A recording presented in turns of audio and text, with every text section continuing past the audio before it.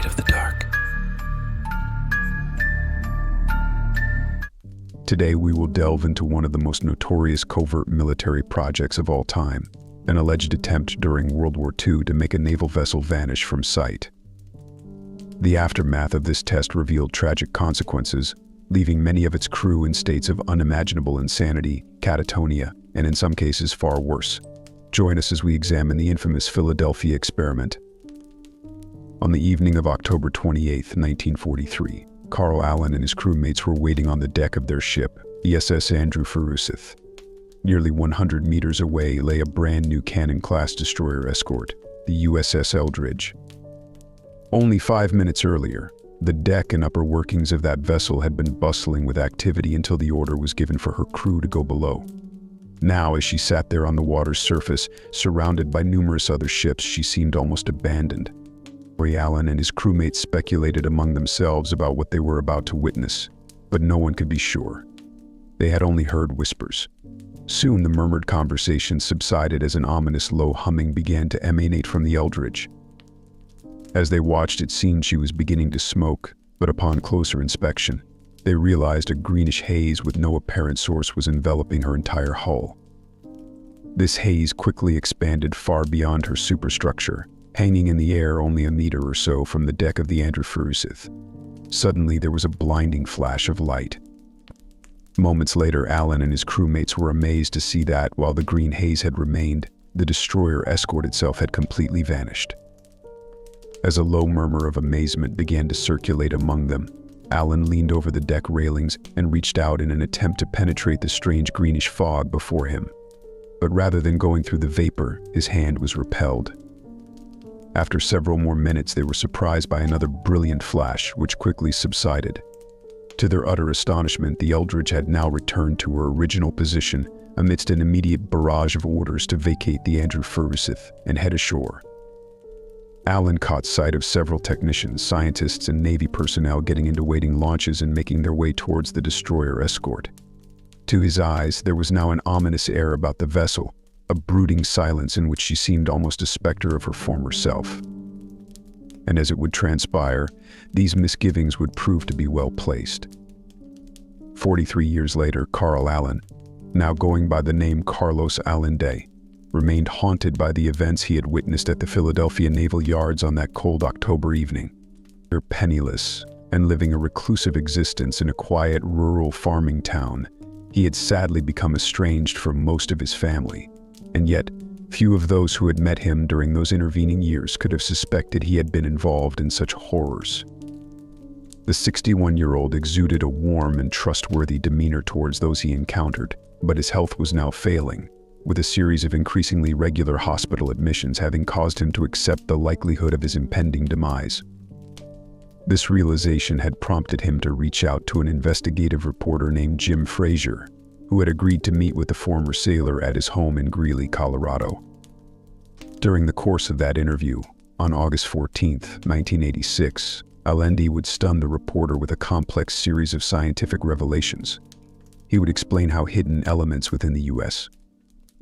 military had managed to seemingly rewrite the accepted laws of physics, causing a solid steel warship to disappear completely from sight, and how, in the process of doing so, they had inadvertently teleported the vessel several hundred miles away to a different location.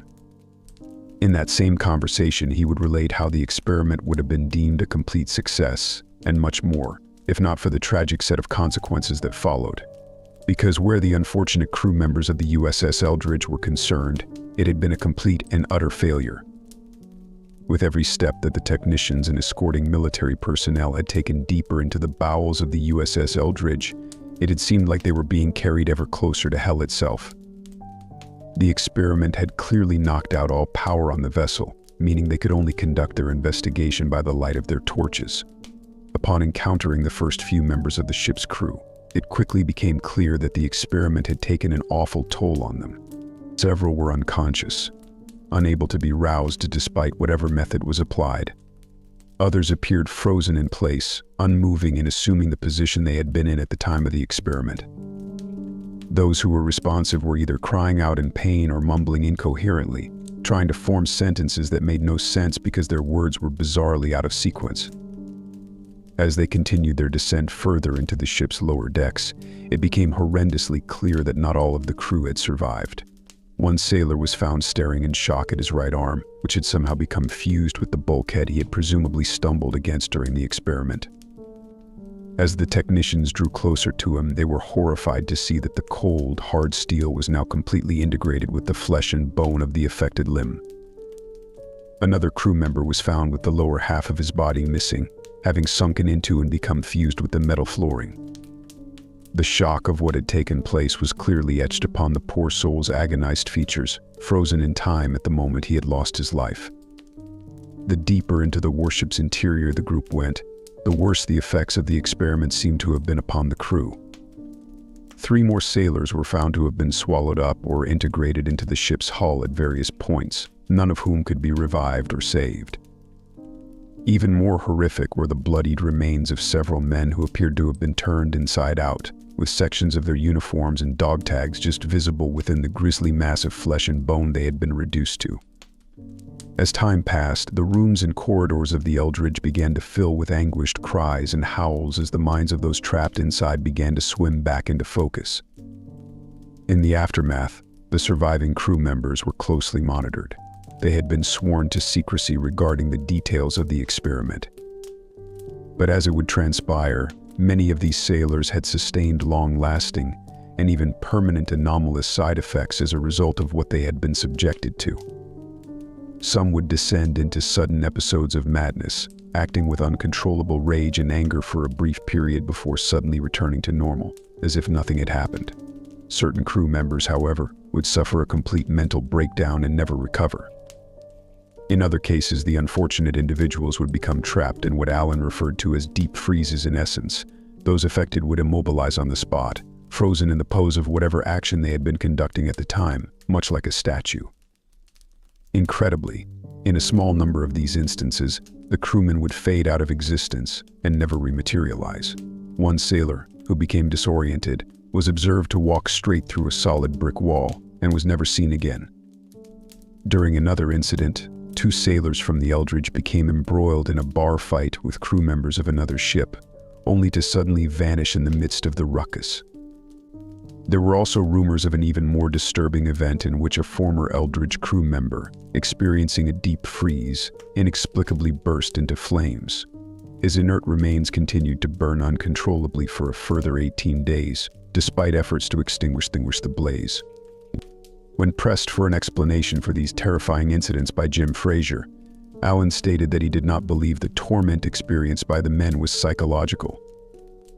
Instead, it was a physical side effect of the electromagnetic field they had been exposed to, which had knocked them temporarily out of sync with the rest of the world. In most cases, the simple laying on of hands by a friend or family member would somehow anchor the suffering person to reality and prevent them from fading away. But for a few unfortunate souls, this simple alleviation would not always prove successful. While Alan could not fully explain the principles behind what would become known as the Philadelphia experiment, he did provide insight into what had been intended, explaining that the scientists involved were experimenting with an idea known as unified field theory. This concept centered on the idea that fundamental forces such as electromagnetism and gravity could be amplified via the generation of significant amounts of electricity. In the process of doing so, it was further theorized that various underlying principles and side effects of these forces would simultaneously be increased. As a result, escalations in the degree of light reflection and refraction could, and should therefore render objects inside the affected zone invisible to various forms of detection. Given the observations of Alan and the others present at the time of the alleged experiment, this would seem to have been successfully achieved. After all, the USS Eldridge did disappear completely from the visual plane, before then reappearing several minutes later. But during interviews with the ship's crew in the days and weeks that followed, it became clear that there may have been a further unanticipated result of the experiment. After regaining their memories following the stresses they had been subjected to, several claimed that the ship had been teleported elsewhere in the process. During this temporary displacement, they believed they had recognized some of the features of the naval base at Norfolk in Virginia, located nearly 300 miles away to the south. Discreet inquiries were therefore carried out at the location, and several witnesses reported having briefly seen the USS Eldridge there on the day in question. This alluded to the astounding possibility that the electromagnetic forces which had been generated to cloak the vessel had been even more powerful than anticipated. The destroyer escort had somehow been instantaneously teleported over a long distance for a brief period, supposedly breaking every known and accepted law of physics in the process. When searching for evidence outside the testimony of Carl Allen, any investigation into the alleged experiment immediately runs into a high degree of difficulty. Official naval records show that the USS Eldridge was only commissioned in August of 1943 and spent the first 6 months of her service operating out of New York City. Interviews with surviving veterans at various reunions for the Eldridge's crew have never uncovered anyone who claims to have been involved in the incident. The ship's logs show that the destroyer escort never even docked at the Philadelphia Naval Yards during 1943 and was on a shakedown cruise of the Bahamas throughout October of that year. Similarly, the accompanying logs of the SS Andrew Forsyth show that the transport ship was also nowhere near Philadelphia at the time of the experiment. She was instead in the process of traveling between New York and Oran on the day in question as part of the wartime convoy Yugs 22. Investigations into Allen himself did verify that he was indeed a member of the Andrew Forsyth's crew at that time. He would also go on to serve on several other naval vessels during the course of his military career before retiring at the end of the war.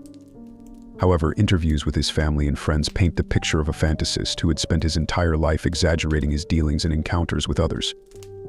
Over the course of several interviews he gave on the subject, it was demonstrated that he had clearly altered or embellished various aspects of the tale. At one point, when challenged by a journalist, Allen apparently admitted that he had made the whole story up as a hoax before. He went on to deny this during a subsequent interview. The increasing pushback and criticism of his assertions eventually forced him to retire away from public life, living a relatively elusive and secretive existence, where he refused to give any further interviews on the matter until his death in March of 1994. Nevertheless, despite the apparent unreliability within Allen's testimony, it has become evident that official experiments using similar principles did indeed take place. During World War II, Allied navies conducted efforts to render ships invisible to the magnetic triggers of enemy mines and torpedoes, a process known as degaussing. This involved running a series of electrical cables and coils around the perimeter of the ship to generate a low-level electromagnetic field. An example of this can be seen aboard HMS Belfast, a World War II museum ship docked on the River Thames in central London.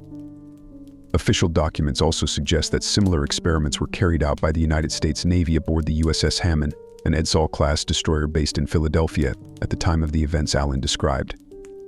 Furthermore, there are reports that sailors aboard the USS Timmerman were adversely affected by an electromagnetic field in additional post-war degaussing experiments during the 1950s. Over the years, more witnesses who claim to have been present at the Philadelphia Naval Yard during the experiment have come forward. This includes a former sailor named Alfred Bielek, who claimed to have served aboard the Eldridge at the time and jumped off the ship when the experiment was initiated. His haunting testimony has cemented the incident as one of the most disturbing military experiments of all time. This has led to suggestions that the U.S. military quickly covered up the tragic events, replacing the crew of the Eldridge before she saw real service and altering the logs of any and all ships that were present. They may even have assisted in producing a Hollywood movie based on the subject to push it further into the realm of science fiction. There are significant similarities between the alleged events of the Philadelphia experiment and the rumored German superweapon known as Die Glock.